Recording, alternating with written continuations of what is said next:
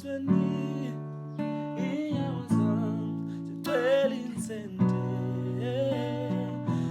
Dala ndibona izinto sekulithuba ndiphansi kwelanga. Dala ndilapha ezweni, inyawo zami zigcwele insente.